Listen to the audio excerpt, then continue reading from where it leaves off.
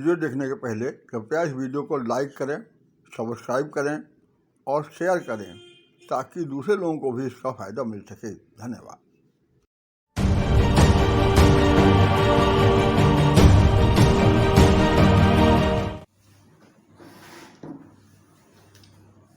Hello my dear students, आप अभी तक इस चार्ट को अच्छी प्रकार याद कर चुके हो। मेरे कहने का तात्पर्य ये है कि ये चार्ट आपको याद हो गया है और अब आपको ये मालूम है कि हमें किस टेंस में कौन सी हेल्पिंग वर्ब और कौन सी मेन वर्ब लगानी पड़ती है। ये चार्ट आपको पूरा रट गया है और आप इसे बिना देखे लिख कर देख चुके हैं। अब हम आज अगला लेसन सीखेंगे।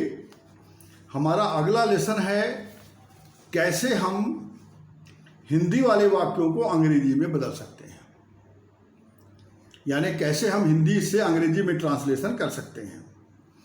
तो इसके लिए हमें इस चार्ट के साथ साथ जो आपने याद किया है, इस चार्ट की भी आवश्यकता पड़ेगी। इसमें हिंदी वाले वाक्यों की पहचान दी गई है, मतलब हिंदी वाले वाक्यों को हम देख करके ये बता सकते हैं कि वो किस टेंस में है और फिर उसका उसी टेंस में अनुवाद किया जा सकता है। तो यह चार्ट भी, ये दोनों चार्ट आपके लिए महत्वपूर्ण है। ये आपको याद हो गया है और इसे भी आपको याद करना पड़ेगा ताकि आप कोई भी सेंटेंस पढ़कर ये बता सकें वो किस टेंस में है और फिर उसी टेंस में हम उसका अनुवाद करते हैं। तो मैं आपके सामने कुछ वाक्य करके बताऊंगा और पहले हम आपको ये हिंदी के पहचान वाले चार्ट को समझा देते हैं। ये आप देख रहे हैं, इसमें हर टेंस के बारे में उसकी पहचान बताई गई है। पहचान का मतलब ये है कि हिंदी वाले वाक्य के अंत में हम देखते हैं कि क्या आया है। जैसे कि इसमें लिखा हुआ वाक्यों के अंत में क्रिया प्लस ता है, ती है, ते हैं, ताहूँ, ते हो, ती हूँ, ती हो इत्यादि शब्द आते हैं, तो इसका मतलब वो प्रेजेंट इंडेफिनिट टेंस हो गया। तो इस प्रकार सभी टेंस की पहचान इस चार्ट में बताई गई है, आप देख रहे हैं। और ये सभी 12 टेंस की पहचान, मतलब वाक्य में, मतलब हिंदी का वाक्य किस तरह से एंड होता है, माने हिंदी के वाक्य के अंत में शब्दों को देख करके हम पहचान सकते हैं कि वो किस टेंस में है। तो मैं सबसे पहले आपको कुछ वाक्यों का अनुवाद करके आपके सामने बताऊंगा ताकि आप उसी प्रकार अनुवाद कर सको। तो इसके लिए हमारे सामने ये कुछ वाक्य हैं जिनका अनुवाद मैं कर रहा हूँ। तो अब पहला जो वाक्य इसमें है, लिखा हुआ है मैं कार चला रहा हूँ, मैं कार चला रहा हूँ। तो इसमें आप देख रहे हैं कि अंत में इसकी एंडिंग में आया है रहा हूँ। रहा हूँ का मतलब हो गया ये, आप देख सकते हैं यहाँ प्रेजेंट कंटिन्यूअस में लिखा है क्रिया प्लस रहा है, रही है, रहे, रहा हूँ, मतलब ये प्रेजेंट कंटिन्यूअस टेंस है। क्रिया का मतलब चलाना है, चला रहा हूँ, चला मतलब क्रिया हो गई और उसमें जो रहा हूँ उसकी एंडिंग है। तो ये वाक्य प्रेजेंट कंटिन्यूअस टेंस है। तो अभी प्रारंभ में आप अगर आप कर सकते हैं तो कोई दिक्कत नहीं है, लेकिन ज़्यादा बेहतर होगा कि अगर आप यहाँ पर टेंस का नाम लिख लें कि वो किस टेंस में है। तो यहाँ पर हम लिख लिया प्रेजेंट कंटिन्यूअस। ये वाक्य प्रेजेंट कंटिन्यूअस टेंस में है, आप देख रहे हैं। तो ये प्रेजेंट कंटिन्यूअस आपने लिख दिया यहाँ पर। अब आपको मालूम है कि प्रेजेंट कंटिन्यूअस टेंस में हम लगाते हैं सब्जेक्ट इज RM वर्ब का फर्स्ट फॉर्म ING। तो इस वाक्य का सब्जेक्ट हो जाएगा मैं कार चला रहा हूं, तो इसमें हो जाएगा आई। अब इजारे में ING लगाना है और चलाने के लिए ड्राइव होता है, ड्राइव माने चलाना होता है, तो हो जाएगा I am ड्राइविंग कार। इस प्रकार से ये इस वाक्य का अनुवाद हो गया। अब अगला वाक्य है मैं 2 घंटे से क्रिकेट खेल रहा हूँ। तो इसकी भी पहचान हम देखेंगे। तो इसकी पहचान जब हम देखते हैं तो हमें पता चलता है कि इसमें भी जो है रहा है, रही है, रही है आ रहा है। वो 2 घंटे से मैं 2 घंटे से क्रिकेट खेल रहा हूँ, इसमें भी रहा हूँ आया हुआ है। लेकिन इसमें एक और प्रॉब्लम है एक टेंस और है जिसमें भी यही पहचान है। जैसे आप देख रहे हैं यहाँ पर प्रेजेंट परफेक्ट कंटिन्यूअस टेंस, इसमें भी क्रिया प्लस रहा है, रही है, रहे हूँ, रहे हो आ रहा है, इसमें भी रहा हूँ आ रहा है ना। तो हमारे सामने अब समस्या ये आ गई कि हम इसको इस प्रेजेंट कंटिन्यूअस में माने या हम प्रेजेंट परफेक्ट कंटिन्यूअस में माने। तो हम इसमें आगे देखते हैं कि इसमें लिखा हुआ है प्लस समय के साथ से दिया रहता है, मतलब इस वाक्य में समय भी आता है और से शब्द भी आता है। तो अगर हम ध्यान दें तो ये लिखा हुआ है मैं 2 घंटे से क्रिकेट खेल रहा हूँ, मतलब रहा हूँ के साथ साथ 2 घंटे से, 2 घंटा समय हो गया और से आया हुआ है। तो इसका मतलब इसमें समय के साथ से दिया हुआ है। इसका अर्थ यह हो गया कि यह वाक्य प्रेजेंट परफेक्ट कंटिन्यूअस टेंस में है, ये वाला टेंस है। इसलिए हम प्रेजेंट परफेक्ट कंटिन्यूअस में बनाएंगे और इसमें हम लगाएंगे प्रेजेंट परफेक्ट कंटिन्यूअस टेंस की सहायक क्रियाएं, अर्थात हम इसमें लगाएंगे हैव, हैज, बीन, वर्ब का फर्स्ट फॉर्म और आईएनजी लगाएंगे। मतलब ये हो जाएगा I have been playing cricket for 2 hours, और ये हमारा अनुवाद हो गया। इसमें सिंस फॉर प्लस टाइम भी लगाना पड़ता है। सिंस फॉर का उपयोग आपने कर लिया है, आप जान चुके हो। तो हमने इसमें I have been playing cricket for 2 hours लिख दिया। अब अगला वाक्य है मैं ये कविता पढ़ चुका हूँ। पढ़ चुका हूँ अर्थात इसमें चुका हूँ, चुका है आ रहा है, ये आप देख सकते हैं। इसमें चुका है, चुके है, चुका हूँ आ रहा है, मतलब ये प्रेजेंट परफेक्ट टेंस है। तो जैसा कि आपको मालूम है कि प्रेजेंट परफेक्ट में हम लगाते हैं हैव या हैज और वर्ब का थर्ड फॉर्म, तो ये बन जाएगा I have read, read, red, red, read के तीनों फॉर्म एक ही होते हैं, रीड, रेड, रेड। तो और उसका प्रोनाउंसिएशन रेड हो जाता है थर्ड फॉर्म सेकेंड फॉर्म का। तो आई हैव रेड और this poem, I have read this poem, ये इसका अनुवाद हो चुका। अब अगला जो वाक्य है वो है मैं तुम्हारे चाचा से मिल चुका था। चुका था किसमें आता है ये हम देखेंगे। तो आप देख सकते हैं कि चुका था का प्रयोग पास्ट परफेक्ट टेंस में होता है, क्रिया प्लस चुका था, चुके थे, चुकी थी, अतः ये हो गया पास्ट परफेक्ट टेंस।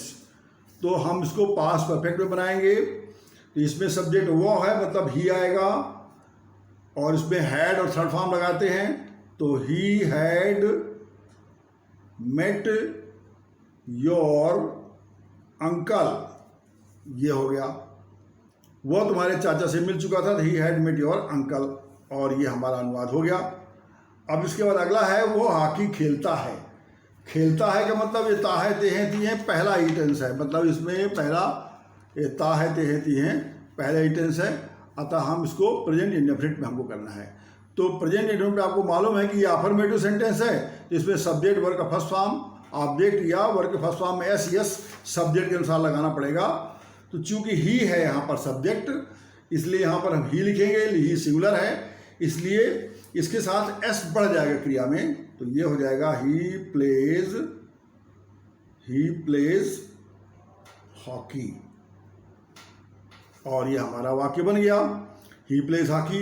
इसी प्रकार वो स्कूल में पढ़ता है, इसमें भी ता है आ रहा है, मतलब ये भी प्रेजेंट इंडेफिनिट टेंस है, तो इसका भी अनुवाद इसी प्रकार से हो जाएगा he reads in this school, ये हमारा वाक्य बन गया he reads in this school. इसी प्रकार वे क्रिकेट खेल रहे थे, मतलब इसमें आ गया रहा था, रहे थे, रही थी। रहा था, रहे थे, रही थी आता है पास्ट कंटिन्यूअस टेंस में, आप देख रहे हैं इसमें आता है क्रिया प्लस रहा था, रहे थे, रही थी आता है, अतः ये पास्ट कंटिन्यूअस टेंस है। इसलिए होगा इसमें वे का मतलब हो गया दे, तो ये हो जाएगा दे और वर प्लेइंग क्रिकेट, मतलब ये पास्ट कंटिन्यूअस में इसका अनुवाद हो गया। अब इसके बाद अगला आ रहा है वे 2 घंटे से क्रिकेट खेल रहे थे, मतलब इसमें रहा था, रहे थे, रही थी आया है, लेकिन इसमें 2 घंटे से समय भी दिया हुआ है। मतलब आपने देखा यहाँ पर रहा था, रहे थे, रही थी पास कंटिन्यूअस टेंस में भी है, और हम देख रहे हैं कि पास्ट परफेक्ट कंटिन्यूअस में भी रहा था, रहे थे, रही थी प्लस समय के साथ से दिया रहता है। मतलब ये हमारा वाक्य है पास्ट परफेक्ट कंटिन्यूअस का, क्योंकि रहा था, रहे थे, रही थी के अलावा इसमें समय के साथ से दिया हुआ है, इसलिए ये हमारा वाक्य हो जाएगा पास्ट परफेक्ट कंटिन्यूअस टेंस का। तो इसमें हम हैड बीन आईएनजी लगाते हैं तो वही बन जाएगा। तो ये हो जाएगा they had been playing cricket for 2 hours. इस प्रकार हमारा ये अनुवाद हो गया। अब ये है वो बाजार जा रहा होगा। रहा होगा, रहे होंगे कहाँ आता है? क्योंकि इसमें गागेगी आया हुआ है, इसलिए निश्चित रूप से फ्यूचर में होगा। यदि किसी वाक्य के अंत में गागेगी हो तो हमें उसे फ्यूचर में ढूंढना चाहिए। तो हम देखेंगे फ्यूचर में, ये सभी फ्यूचर के टेंस हैं। आप देख रहे हैं यहाँ पर फ्यूचर कंटिन्यूअस में क्रिया प्लस रहा होगा, रहे होंगे, रही होगी आया, मतलब ये फ्यूचर कंटिन्यूअस टेंस है। अब इसमें वो शतरंज खेल रहा होगा, इसमें समय नहीं है, क्योंकि अगर इसमें रहा होगा, रहे होंगे, रही होंगे के साथ में समय आ जाता है तो फिर ये फ्यूचर परफेक्ट कंटिन्यूअस होता है। लेकिन चूंकि समय नहीं दिया है इसलिए हम इसको फ्यूचर कंटिन्यूअस ही मानेंगे। इसलिए ये हो जाएगा वो बाजार जा रहा होगा, मतलब फ्यूचर कंटिन्यूअस है।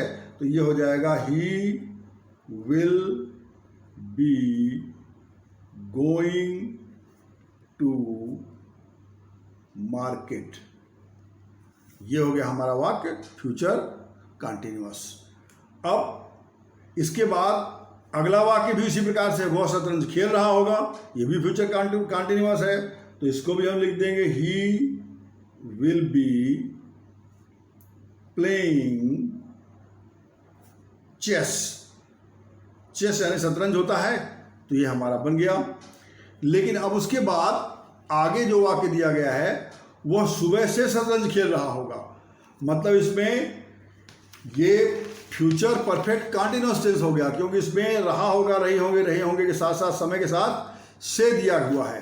तो इसका अनुवाद हो जाएगा he will have been playing chess. अब सुबह से है तो उसका होगा since morning. He will have been playing chess since morning. अब इसके बाद ये बोलता है वो दिल्ली पहुंच चुका होगा। चुका होगा हम देखेंगे किस टेंस में आता है। तो चुका होगा चूंकि गागेगी इसलिए फ्यूचर में ही देखेंगे। हम यहाँ देख सकते हैं कि फ्यूचर परफेक्ट में यहाँ पर यहीं पर चुका होगा आया हुआ, मतलब ये वाक्य फ्यूचर परफेक्ट टेंस में है। तो इसका अनुवाद हो जाएगा, पहुंचने के लिए रीच क्रिया का प्रयोग करते हैं, तो इसमें हो जाएगा वो दिल्ली पहुंच चुका होगा। तो ये हो जाएगा he will have reached Delhi. मतलब हम सीधे ध्यान रखें यहाँ पर रीच क्रिया के बाद हम सीधे ऑब्जेक्ट लिख देते हैं, कोई प्रीपोजिशन बीच में नहीं लगाते हैं। ही विल हैव रीच्ड दिल्ली और ये फ्यूचर परफेक्ट टेंस हो गया। अब इसके बाद अगला वाक्य, मैं ये फिल्म देख चुका हूँ। आपको मालूम है कि ये प्रेजेंट परफेक्ट टेंस है, तो ये हो जाएगा I have seen this film. इस प्रकार से इन सभी वाक्यों का अनुवाद हो गया। अब कुछ वाक्य और हैं जिनको हम इनका अनुवाद हम कर लेते हैं। अब ये है वह गृह कार्य कर चुका है, ये भी प्रेजेंट परफेक्ट चुका है आया हुआ है, तो ये भी प्रेजेंट परफेक्ट टेंस है। तो ये हो जाएगा he has done the homework. ये हो गया हमारा प्रेजेंट परफेक्ट। अब है वो शाम को क्लब जाता है। ता है तेहती है, आप जानते हैं प्रेजेंट इंडेफिनिट टेंस में आता है, पहला वाला ही वाक्य है। अतः ये हो जाएगा इसमें ही गोज, चूंकि सिंगुलर है इसलिए इसमें ऐसे इस लगाना पड़ेगा। He goes to club.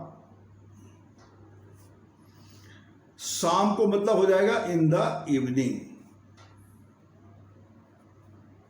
He goes to club in the evening, शाम को यानी इन द इवनिंग। सुबह मतलब इन द मॉर्निंग, जब भी सुबह शाम आए तो आप in the morning in the evening लिखें। अब मैं गरीब लड़कों की सहायता करता हूँ, ये भी प्रेजेंट इंडेफिनिट टेंस है, तो इसमें हो जाएगा आई, और चूंकि ये आई के साथ में एसएससी लगाया जाता है तो इसमें वर्ब का फर्स्ट फॉर्म लगेगा। I help the poor boys, मतलब मैं गरीब लड़कों की सहायता करता हूँ, ये हो जाएगा। अब इसके बाद 17 में है मैं स्कूल में पढ़ता था। पढ़ता था मतलब हो गया ताथा तेथे तिथि। ताथा तेथे तिथि क्योंकि था आया है इसलिए पास्ट में होगा, तो इसमें पहले में ही हम देखते हैं कि पास्ट इंडेफिनिट टेंस में ताथा तेथे तिथि बताया गया है, मतलब ये पास्ट इंडेफिनिट टेंस है। तो इसमें हो जाएगा आई। अब इसके बाद हमको सेकेंड फॉर्म चाहिए, क्योंकि ये वाक्य साधारण है, इसमें सब्जेक्ट वर्ब का सेकेंड फॉर्म और ऑब्जेक्ट लगाना पड़ता है, तो हमें सेकेंड फॉर्म चाहिए। Read, red, red. रीड के तीनों फॉर्म एक ही होते हैं, स्पेलिंग में कोई अंतर नहीं, उच्चारण में अंतर रहता है। रीड पहला फॉर्म को बोलते हैं और red, red second third form को बोलते हैं। तो हो जाएगा I read in this school, मतलब इस स्कूल में, ये हो जाएगा। अगला वाक्य है वो मुंबई गया था। गया था मतलब या था आ रहा है इसके एंड में, चूंकि ये भी था है इसलिए ये भी पास्ट में होना चाहिए। तो हम यहाँ पर देखते हैं कि पास्ट इंडेफिनिट टेंस में ही ये दूसरी वाली पहचान में लिखा हुआ है क्रिया प्लस या था, ये थी मैंने या था ने गया था, यानी ये पास्ट इंडेफिनिट टेंस हो गया। तो हम इसको बनाएंगे he went to Mumbai, he went to Mumbai. अब यहां पर गो के बाद हमेशा टू लगाया जाता है, गो टू अ प्लेस। ये हमेशा ध्यान रखें कि गो के बाद यदि कोई प्लेस आ रहा है, गो का मतलब यहाँ गो, वेंट, गॉन, गोइंग कुछ भी है, उसके बाद अगर कोई स्थान प्लेस आ रहा है तो वहाँ पर टू लगाया जाता है, इसलिए यहाँ पर टू लगाया गया है। ही वेंट टू मुंबई, तो आपने देखा यहाँ पर, तो ही वेंट टू मुंबई हो गया। अब इसके बाद है वो कविताएं लिखता था। वो कविताएं लिखता था मतलब ये हो गया पास्ट इंडेफिनिट टेंस में ताथा तेथे तिथि आदि, जैसे कि यहाँ पर आया, ये भी पास्ट इंडेफिनिट है, तो ये हो जाएगा लिखता था मतलब राइट, तो हो गया राइट, रोट, रिटन, मतलब हमको यहाँ पर सेकेंड फॉर्म लगाना है, तो ये हो जाएगा ही रोट पोएम्स। पोएम्स यानी कविताएं, और ये हमारा अनुवाद हो गया, हमारा ट्रांसलेशन हो गया हिंदी से इंग्लिश में। अब अंतिम जो वाक्य है वो है वह मुझसे मिल चुका था। चुका था कहाँ पर आता है, अब हम ये देखते हैं। चुका था का प्रयोग होता है पास्ट परफेक्ट में। आप देख रहे हैं यहाँ पर कि क्रिया पास्ट परफेक्ट टेंस में क्रिया के अंत में चुका था, चुकी थी, चुकी थी आता है, तो यहाँ पर इसको हम पास्ट परफेक्ट में बनाएंगे, तो ये हो जाएगा ही हैड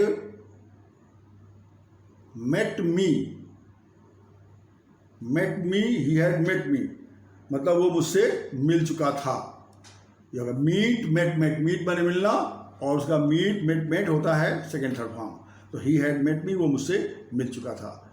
इस प्रकार से इसी तरीके से हम हिंदी वाले वाक्यों का अनुवाद अंग्रेजी में करते हैं।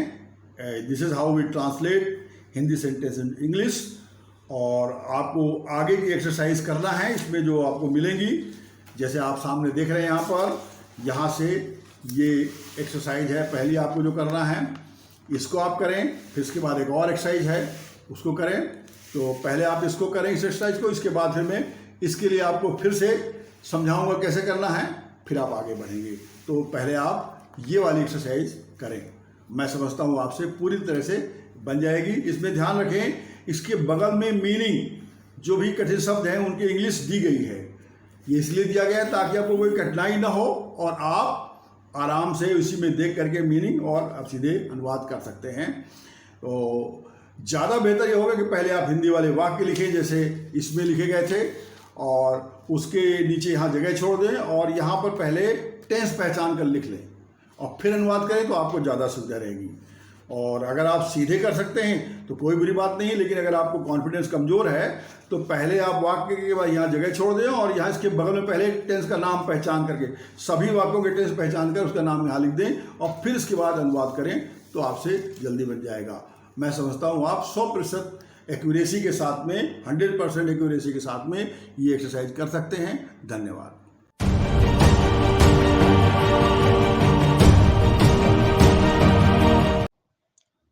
If you like this video, please don't forget to like it, share it and subscribe it so that you may get notification later on.